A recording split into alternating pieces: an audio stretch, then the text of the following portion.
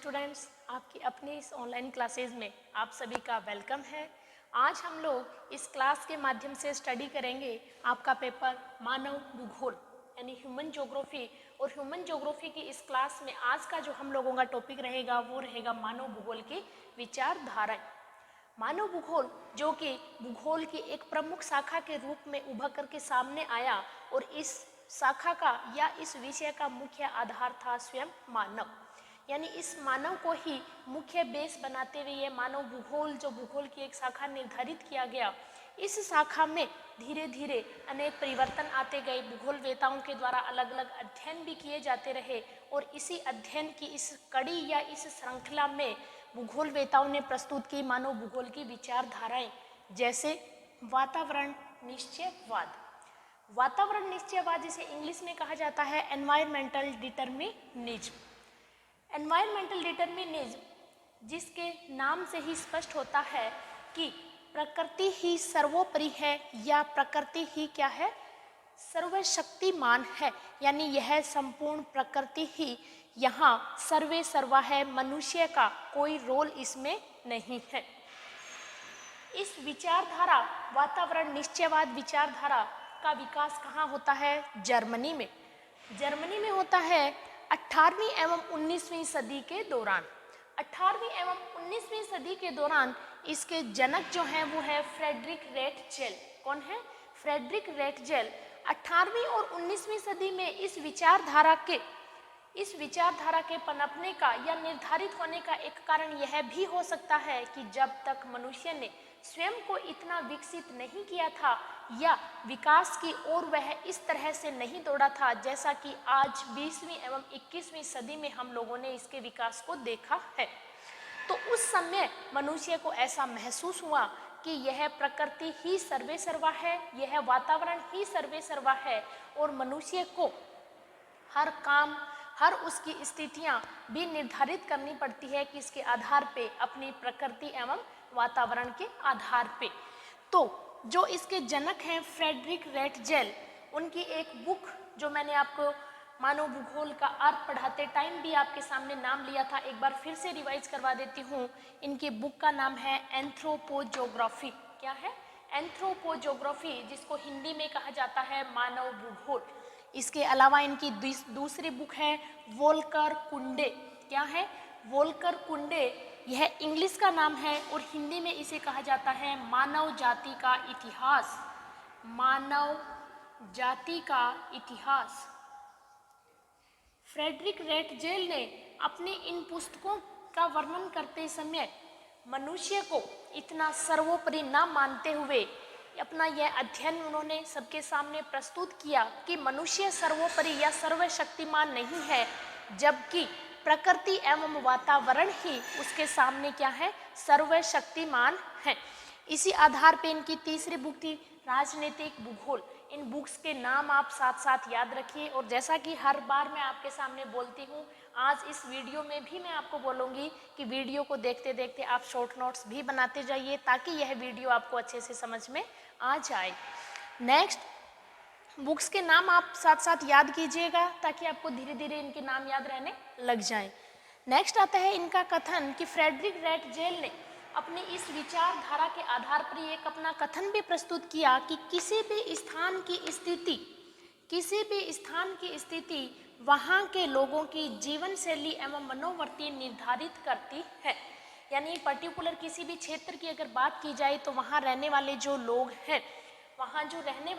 हैं, उन लोगों के ऊपर वहाँ का वातावरण, वहाँ की जलवायु, वहाँ की मृदा, वहाँ की भूमि का इफेक्ट पड़ता है और उसी के आधार पर उन लोगों की जीवन शैली, इट मीन्स उन लोगों का स्टैंडर्ड निर्धारित होता है। उनकी मनोवृत्ति, इट मीन्स उनकी सोच भी उसी आधार पे बनती जाती है। यानी उन्होंने अपने इस कथन के अंतर्गत यह दर्शाया कि वातावरण ही सर्वोपरि है, इसके सामने मनुष्य का कोई रोल नहीं है, मनुष्य को उसके आधार पे अपने आप को ढालना पड़ेगा। ये थे रेटजेल के विचार। इसी आधार पे अन्य भूगोलवेताओं ने भी, या आप कह सकते हैं कि जो अन्य नियतिवादी, इसका दूसरा नाम नियतिवाद भी है, तो अन्य जो नियतिवादी विचारक थे उनके सहयोग के बारे में भी अपन बात करें तो रेटजेल के ही शिष्या कौन थी? सैंपुल। रेड जेल की ही शिष्या थी सैम्पुल, जो कि अमेरिकन भूगोलवेता थी और अमेरिका में नियतिवाद का जो प्रचार किया वो कौन थी प्रचार करने वाली? कुमारी सैम्पुल ही थी। यह अमेरिका की एक कट्टर नियतिवादी विचारक थी। इन्होंने भी अपनी एक पुस्तक the influence of environmental geography, यानी इनकी पुस्तक सन 1911 में जो प्रकाशित होती है और उसका नाम था इन्फ्लुएंस ऑफ ज्योग्राफिकल एनवायरनमेंट। और इस पुस्तक के दौरान भी इन्होंने क्या किया, 1911 में यह प्रकाशित होती है और इस पुस्तक में भी इन्होंने कथन दिया कि मानव धरातल की उपज है। यह कथन बहुत इम्पोर्टेंट कथन है, ज़्यादातर एग्जाम में पूछा भी जाता है कि यह कथन निम्नलिखित में से किन भूगोलवेताओं का है। तो आप ध्यान रखिएगा कि मानव धरातल की उपज है। इस कथन से मात्र यही स्पष्ट नहीं होता है कि मनुष्य जो है उसने जन्म ले लिया है धरातल से, जबकि इस कथन का आशय ये है सैम्पुल के अनुसार कि मनुष्य ने धरातल या इस धरती से जन्म तो लिया ही है, साथ ही इस धरती माता ने एक माँ के समान उसके पालन पोषण भी किया है। जिस प्रकार से एक माँ अपने बच्चे का पालन पोषण करती है, उसके सामने जो कठिनाइयाँ आती हैं उनका रास्ता भी माँ दिखाती है, लेकिन उन कठिनाइयों को पार करना सिखाती किसकी है? अपने बच्चे को सिखाती है। उसी प्रकार से सैम्पुल ने कहा है कि मनुष्य ने धरातल पर इस धरती के ऊपर जन्म लिया है और इस धरती ने ही मनुष्य को आने वाली कठिनाइयों, आने वाली बाधाओं या इस धरती के आधार पर रहना सिखाया है। यानी यहाँ भी यह स्पष्ट करती है कि वातावरण या प्रकृति ही क्या है? सर्वे सर्वा है। मनुष्य को तो सिर्फ इस आधार पे चलना है। इसी आधार पे नेक्स्ट भूगोलवेता थे हम्बोल्ट।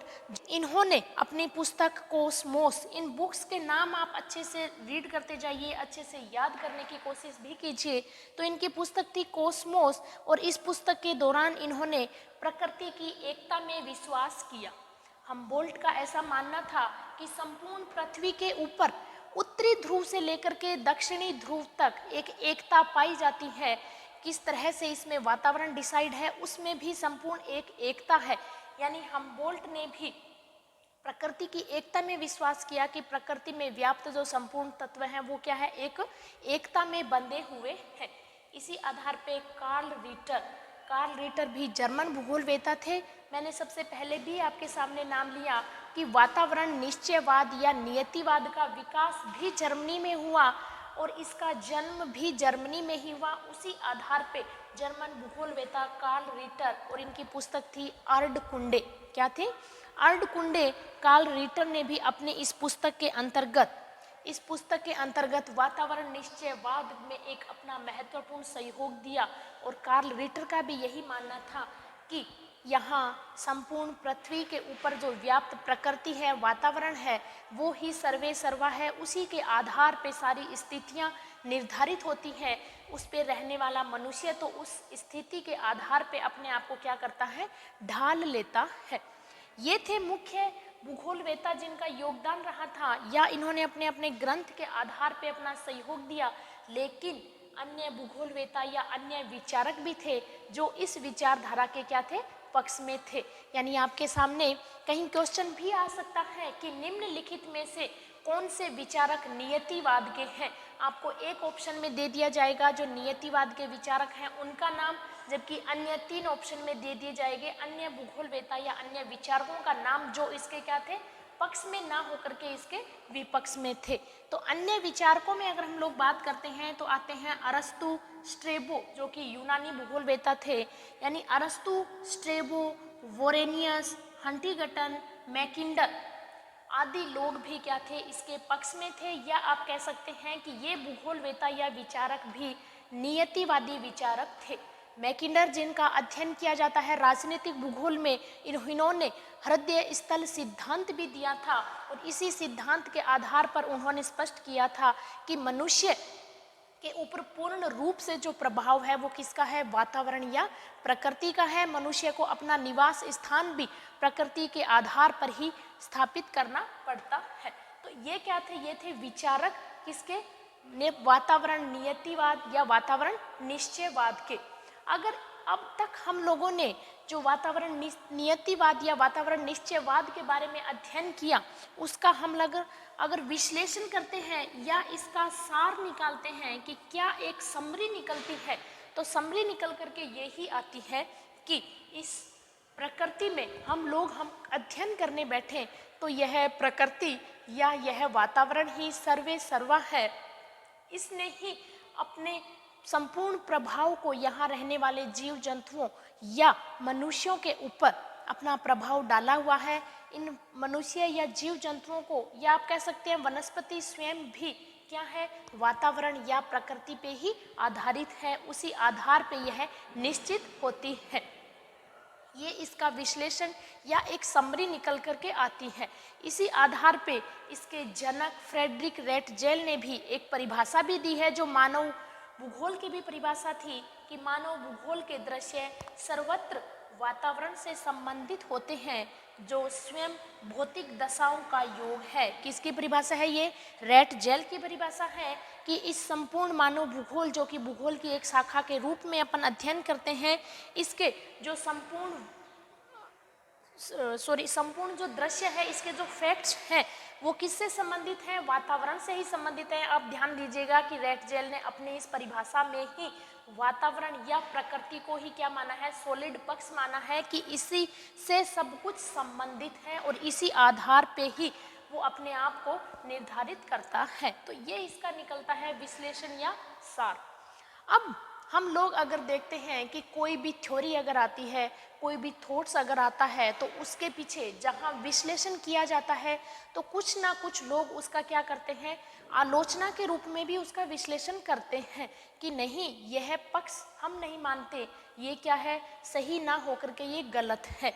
तो इस विचारधारा के आलोचकों के बारे में हम लोग अगर बात करते हैं कि इसकी आलोचना किस प्रकार से हुई, तो मैंने आते से ही आपके सामने यह जिक्र किया था कि 18वीं और 19वीं सदी में 18वीं और 19वीं सदी में जब यह विचारधारा विकसित हुई थी, उस समय मनुष्य ने अपने आप को इतना विकसित नहीं किया था।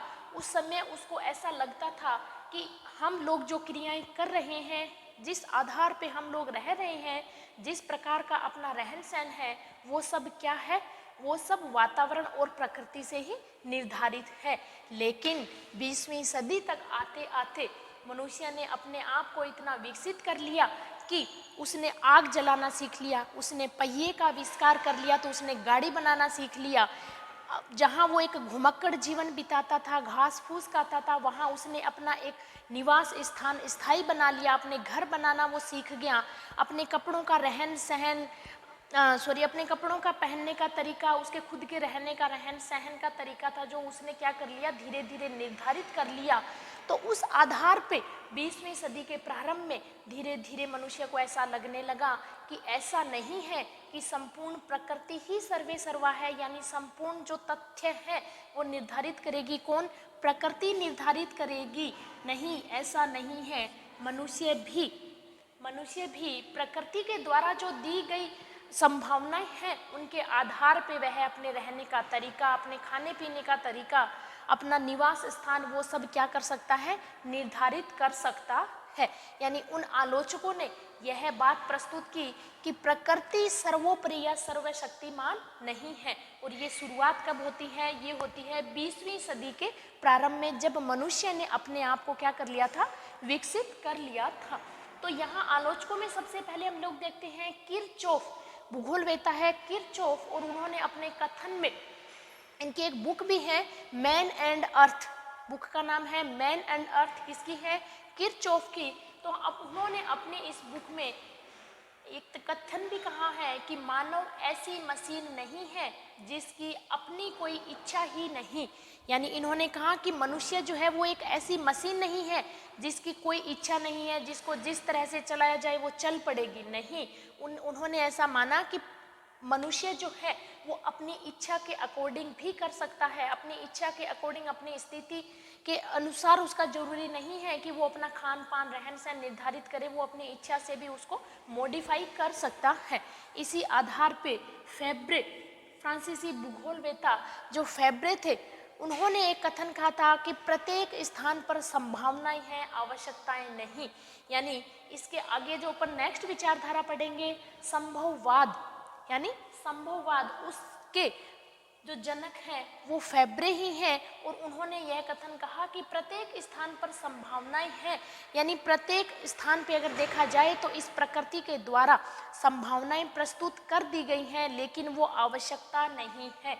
यानी इस मनुष्य के लिए यह जरूरी नहीं कि प्रकृति ने जो उसके सामने संभावनाएं प्रस्तुत की हैं वो उन्हीं संभावनाओं के आधार पे रहे, वो अपनी आवश्यकताओं के आधार पे उनको मॉडिफाई भी कर सकता है। और इसका उदाहरण हम लोग अगर देखते हैं तो आजकल जिस प्रकार से गर्मी के मौसम में हम लोग अपने अपने घरों के अंदर देखते हैं एयर कंडीशन हर एक रूम में अपन ने लगा लिया है, और वातावरण की गर्मी को तो हम कम नहीं कर सकते, लेकिन हम हमारे घर के वातावरण को क्या कर सकते हैं, ठंडा कर सकते हैं। यानी इस प्रकार से मनुष्य ने क्या किया कि घर के वातावरण को अपने अनुकूल बना लिया।